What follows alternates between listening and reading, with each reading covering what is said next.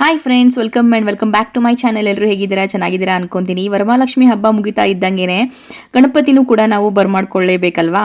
ಮೋದಕ ಪ್ರಿಯ ಗಣೇಶನಿಗೆ ಮೋದಕ ಜೊತೆಗೆ ಬೇರೆ ಖಾದ್ಯಗಳನ್ನು ಕೂಡ ಪ್ರಿಪೇರ್ ಮಾಡಿ ಇಡಬೇಕು. ಅದಕ್ಕೋಸ್ಕರ ನಾನಿಲ್ಲಿ ನಿಪ್ಪಟ್ಟನ ರೆಸಿಪಿ ತೋರಿಸ್ತಾ ಇದ್ದೀನಿ. ಕೆಲವೊಬ್ರು ಒಂದೊಂದು ರೀತಿಯಲ್ಲಿ ಮಾಡ್ತಾರೆ. ನಾನು ಇಲ್ಲಿ ಹೇಗೆ ಮಾಡ್ತೀನಿ ಅನ್ನೋದನ್ನ ತೋರಿಸ್ಕೊಡ್ತೀನಿ. ಬನ್ನಿ ಫ್ರೆಂಡ್ಸ್, ನೋಡ್ಕೊಂಬರೋಣ. ಇವಾಗ ಮಿಕ್ಸಿ ಜಾರ್ ತೊಗೊಂಡ್ಬಿಟ್ಟು 1 ಬೌಲ್ ಅಷ್ಟು ಹುರ್ಗಡ್ಲೆ ತೊಗೊಂಡಿದ್ದೀನಿ. ಅದೇ ಬೌಲ್ ಪ್ರಕಾರನೇ ಮುಕ್ಕಾಲು ಕಡಲೆ ಬೀಜ ತೊಗೋಬೋದು ಅಥವಾ ಅರ್ಧ ಬೌಲ್ ಅಷ್ಟು ಕಡಲೆ ಬೀಜನೂ ತೊಗೋಬೋದು. ಇದನ್ನು ತೊಗೊಂಡ್ಬಿಟ್ಟು ತರಿತರಿಯಾಗಿ ಒಂದು ಗ್ರೈಂಡ್ ಮಾಡ್ಕೊಂಬರ್ಬೇಕಾಗತ್ತೆ. ನಂತರ ಇಲ್ಲಿ ಅದೇ ಬೌಲ್ ಮೆಷರ್ಮೆಂಟಲ್ಲೇ ನಾನು 4 ಕಪ್ ಅಷ್ಟು ಅಕ್ಕಿ ಹಿಟ್ಟು ತೊಗೊಂಡಿದ್ದೀನಿ. ಅಕ್ಕಿ ಹಿಟ್ಟು ಫಸ್ಟು ಕ್ಲೀನ್ ಮಾಡಿಕೊಂಡು ಒಣಗಿಸ್ಬಿಟ್ಟು ನಂತರ ಮಿಲ್ಲಿಗೆ ಹಾಕ್ಸ್ಕೊಂಬರ್ಬೇಕು. ಅದೇ ಹಿಟ್ಟನ್ನ ನಾನು ಯೂಸ್ ಮಾಡ್ಕೊಳ್ತೀನಿ. ಫ್ರೆಶ್ ಆಗಿರಬೇಕು ಅಕ್ಕಿ ಹಿಟ್ಟು.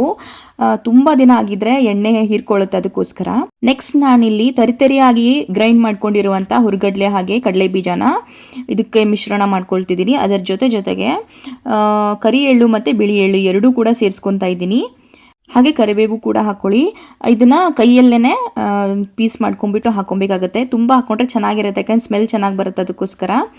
ಆಮೇಲೆ ಸ್ವಲ್ಪ ಉಪ್ಪು ಮತ್ತು ಅಚ್ಕಾರದ ಪುಡಿ ಹಾಕ್ಕೊಳ್ಳಿ.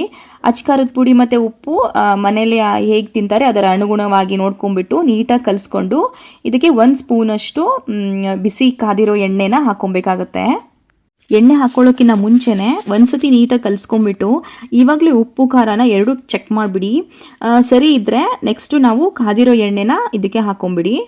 ನಾನಿಲ್ಲಿ ಒಂದು ಪಲ್ಯ ಚೌಟಿಲ್ಲ ಇದೆಯಲ್ಲ, ಅದರಿಂದನೇ ಹಾಕ್ಕೊಂಡಿದ್ದೀನಿ.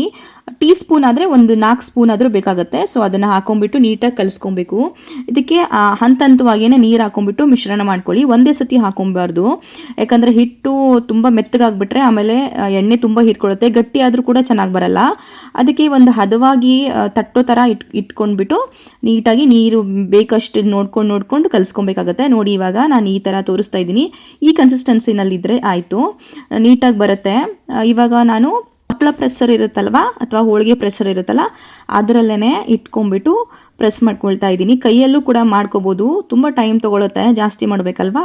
ಸೊ ಅದಕ್ಕೋಸ್ಕರ ನಾನು ಹಪ್ಪಳ ಪ್ರೆಸ್ಸರ್ನಲ್ಲೇ ಇಟ್ಕೊಂಡ್ಬಿಟ್ಟು ಪ್ರೆಸ್ ಮಾಡ್ಕೊಳ್ತಾ ಇದ್ದೀನಿ. ಸ್ಟಾರ್ಟಿಂಗ್ ಇವಾಗ ಒಂದು 4ರಲ್ಲೇ ಮಾಡಿ ನೋಡಿದೆ, ನಂತರ ಇನ್ನೂ ಕಮ್ಮಿ ಅನ್ನಿಸ್ತಾ ಇತ್ತು. ಸೊ 6 ಬಿಲ್ಲಿಗಳನ್ನ ಇಟ್ಬಿಟ್ಟು ಮಾಡ್ತಾ ಹೋದೆ. ಇವಾಗ ನೋಡಿ, ಮೀಡಿಯಮ್ ಫ್ಲೇಮ್ನಲ್ಲೇ ಇಟ್ಬಿಟ್ಟು ಇದನ್ನು ಕರಿಬೇಕಾಗತ್ತೆ. ತುಂಬ ಹೈ ಫ್ಲೇಮ್ನಲ್ಲೂ ಇಡಬಾರ್ದು, ತುಂಬ ಲೋ ಫ್ಲೇಮ್ನಲ್ಲಿ ಇಡಬಾರ್ದು. ಲೋ ಫ್ಲೇಮ್ನಲ್ಲಿ ಇಟ್ಬಿಟ್ರೆ ಎಣ್ಣೆ ಸರಿಯಾಗಿ ಹೀರ್ಕೊಳ್ಳುತ್ತೆ. ಹೈ ಫ್ಲೇಮಲ್ಲಿ ಇಟ್ಟರೆ ಒಳಗಡೆ ಸರಿಯಾಗಿ ಬೇಯಲ್ಲ. ಅದಕ್ಕೋಸ್ಕರ ಮೀಡಿಯಮ್ ಫ್ಲೇಮ್ನಲ್ಲೇ ಇಟ್ಬಿಟ್ಟು ಹದವಾಗಿ ಬೇಯಿಸ್ಕೊಂಡ್ಬಿಟ್ರೆ ಕ್ರಿಸ್ಪಿಯಾಗಿ ಬರುತ್ತೆ. ಹಾಗೆ ಎಣ್ಣೆ ಕೂಡ ಚೆನ್ನಾಗಿ ಹೀರ್ಕೊಂಡಿರಲ್ಲ, ಸಖತ್ತಾಗಿರುತ್ತೆ, ಕ್ರಿಸ್ಪಿಯಾಗೂ ಬಂದಿರುತ್ತೆ. ಇವಾಗ ನೀಟಾಗಿ ಎರಡೂ ಬದಿನೂ ಬೇಯಿಸ್ಕೊಬೇಕಾಗತ್ತೆ. ನಾನಿಲ್ಲಿ ಹುರ್ಗಡ್ಲೆನ ತುಂಬ ಗ್ರೈಂಡ್ ಮಾಡೋಕ್ಕೆ ಹೋಗಿಲ್ಲ, ಯಾಕಂದರೆ ಬಾಯಲ್ಲಿ ಸಿಗಲಿ ಚೆನ್ನಾಗಿರುತ್ತೆ ಹುರಿದಿರೋದು ಅಂತ ಹಾಗೆ ಬಿಟ್ಟಿದ್ದೀನಿ. ಇಫ್ ಇನ್ ಕೇಸ್ ಬೇಡ ಅನ್ನೋರು ಕೂಡ 1-2 ರೌಂಡ್ ಎಕ್ಸ್ಟ್ರಾ ತಿರುಗಿಸ್ಕೊಂಡ್ಬಿಟ್ಟು ಕೂಡ ನಾವು ಹಾಕೊಬೋದು, ತೊಂದರೆ ಇಲ್ಲ.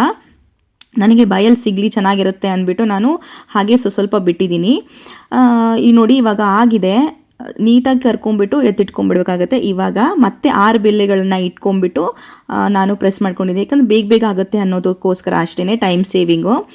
ಸೊ ರೆಡಿ ಆಗಿದೆ. ತುಂಬ ಸಖತ್ತಾಗಿ ಬಂದಿತ್ತು. ಖಾರ ಉಪ್ಪು ಎಲ್ಲ ಹದವಾಗಿ ಬಂದಿತ್ತು. ಕ್ರಿಸ್ಪಿ ಕೂಡ ಹಾಗೆ ಇತ್ತು, ಎಣ್ಣೆ ಹೀರ್ಕೊಂಡಿದ್ದಿಲ್ಲ, ಸರಿಯಾಗಿ ಬಂದಿತ್ತು. ಹಿಟ್ಟು ಮಾಡೋ ಕನ್ಸಿಸ್ಟೆನ್ಸಿ ಏನಿರುತ್ತಲ್ಲ ಅದರಲ್ಲೇ ಕರೆಕ್ಟಾಗಿರಬೇಕು. ಆಮೇಲೆ ಹಿಟ್ಟು ಕೂಡ ಫ್ರೆಶ್ ಆಗಿರಬೇಕು. ತುಂಬ ದಿನದಾಗಿದ್ದರೆ ನಿಪ್ಪಟ್ಟು ಚೆನ್ನಾಗಿ ಬರೋದಿಲ್ಲ, ಅದಕ್ಕೋಸ್ಕರ ಹಿಟ್ಟು ಫ್ರೆಶ್ ಆಗಿರಬೇಕು. ಆಮೇಲೆ ಕಲಸೋ ಕನ್ಸಿಸ್ಟೆನ್ಸಿ ಕೂಡ ಚೆನ್ನಾಗಿದ್ದರೆ ನಿಪ್ಪಟ್ಟು ಸರಿಯಾಗೇ ಬರುತ್ತೆ. ಎಷ್ಟು ದಿನ, 1 ತಿಂಗಳ ತನಕ ಇಟ್ಕೊಂಡು ತಿಂದರೂ ಚೆನ್ನಾಗೇ ಇರುತ್ತೆ, ಏನೂ ಆಗಲ್ಲ. ಒಂದು ಏರ್ ಟೈಟ್ ಕಂಟೈನರಲ್ಲಿ ಇಟ್ಕೊಂಡು ಯೂಸ್ ಮಾಡ್ಕೋಬೋದು. ಹಾಗೆ ಟೀ ಟೈಮ್ ಜೊತೆಗಂತೂ ಒಳ್ಳೆ ಕಾಂಬಿನೇಷನ್. ಓಕೆ ಫ್ರೆಂಡ್ಸ್, ಹೇಗೆ ಅನಿಸ್ತು ಅಂತ ಕಮೆಂಟ್ ಮಾಡಿ. ಈ ರೆಸಿಪಿ ಸಿಗ್ತೀನಿ ನೆಕ್ಸ್ಟ್ ರೆಸಿಪಿ ಜೊತೆಗೆ. ಅಲ್ಲಿ ತನಕ ಎಲ್ಲರೂ ಚೆನ್ನಾಗಿರಿ, ಖುಷಿಯಾಗಿರಿ. All bye.